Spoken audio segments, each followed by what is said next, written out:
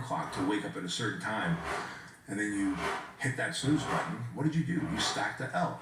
And I get it, man. What's the big deal? I just hit the snooze button, right? There's a lot of big deal to that, because you told your subconscious mind that you will take 10, 12, 15 more minutes of mediocre sleep instead of getting up and dominating your life, doing what God or the universe has planned for your purpose, right? And therefore, throughout the whole day, you're going to subconsciously feel that pain gnawing away at you, that you broke a promise to yourself. And when you break a promise to yourself, you begin to erode your confidence. So think about this. If you think that you're meant for big goals and big dreams, and you're meant to have big things, and you're meant to change lots of lives and impact and inspire people, well, you probably need a lot of confidence.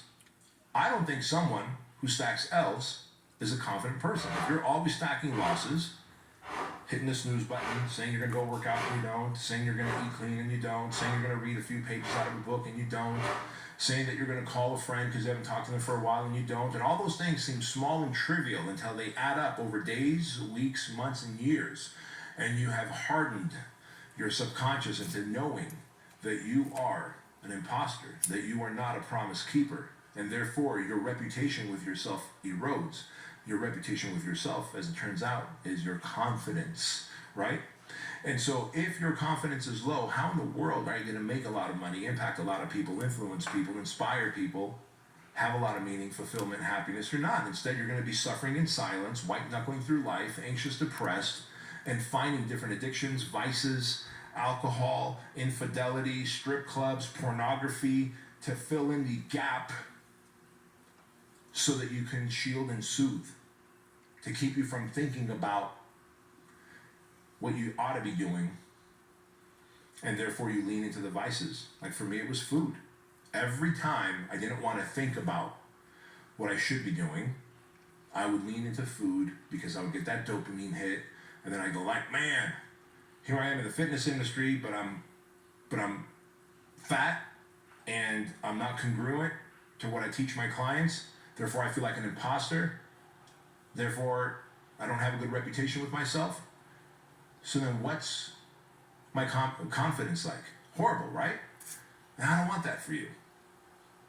And so I want to let you know that most people, they do set low expectations for themselves and then they meet them. Like the most damaging thing you could do is set low expectations for yourself and meet those low expectations. And people set those low expectations for themselves because they somehow got used to accepting average or mediocre as the standard. That should not be the standard for your life. Like, you deserve more. You are meant for more. You are not here as an accident. You know you feel the gnawing of greatness within you, that I'm supposed to do more. You know you're different than all your friends and the people that you hang out with. You know that you are here to help people, to serve people. But each time you ignore that calling, each time you are incongruent with your purpose, you begin to shield and soothe through vices, addictions, food, drugs, alcohol, whatever it might be, video games, binge watching television. So I'm here to tell you what would happen if you set high expectations for yourself.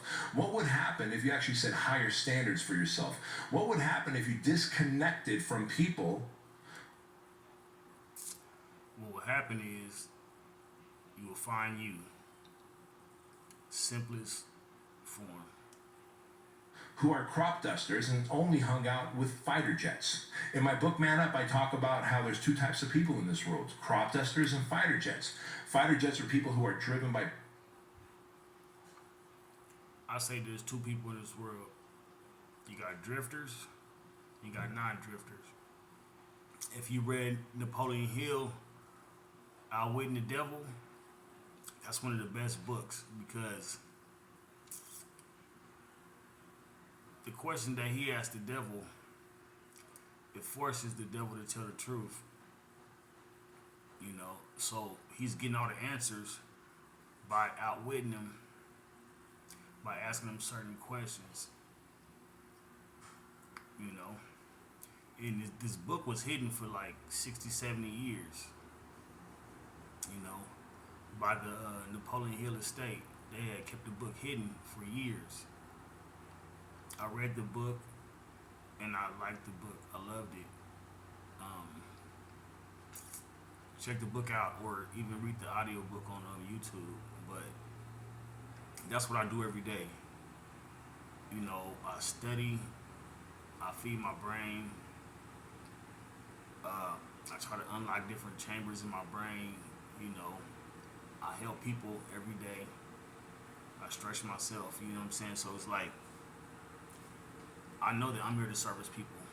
So that's just part of my life, like breathing.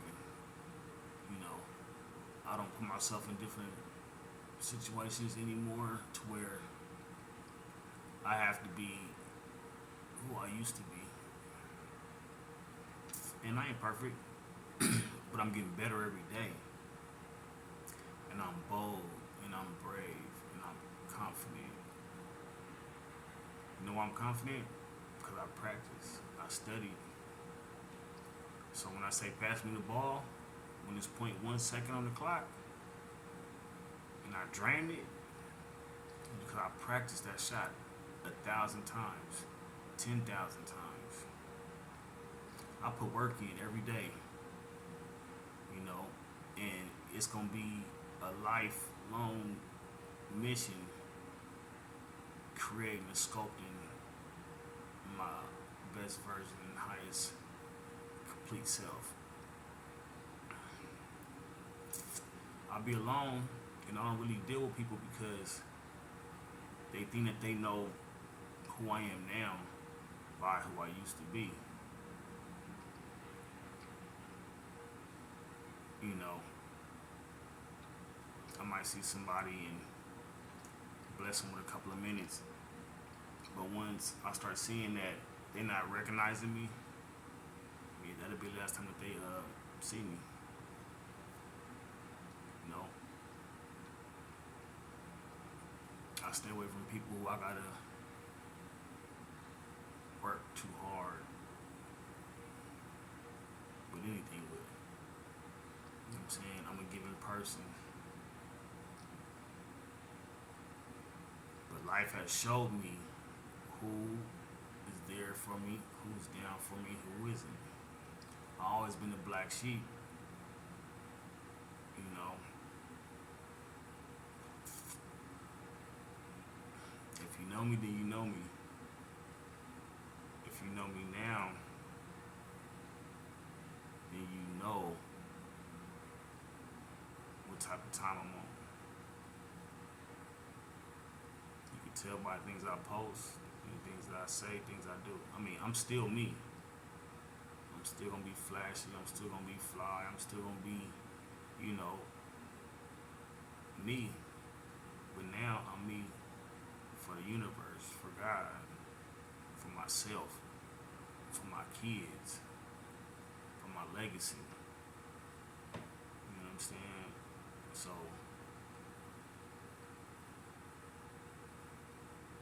I'll be on my job every day. It's a full-time job. I'm gearing up to build a couple things so I can help more people. I'm building up my brand every day on the low, not saying nothing. I dropped a little hint the other day. You know, I don't post for the likes. Let me tell you that. I know everybody that's on my friend list, okay? 98% at least. I don't post for likes. Because I post too much. I be doing things. I be here. I'm feeding the machine. But what I'm doing is I'm keeping me in everybody's face. The first way to be mentioned is to be noticed. And image is everything. You know, I think that you reinvent yourself 3 to 5 times in life. Let me see. Puff Mac, Chibo, Bo Capone, Starbucks. Yeah, about 3 to 5 times. Star Blast. Yeah.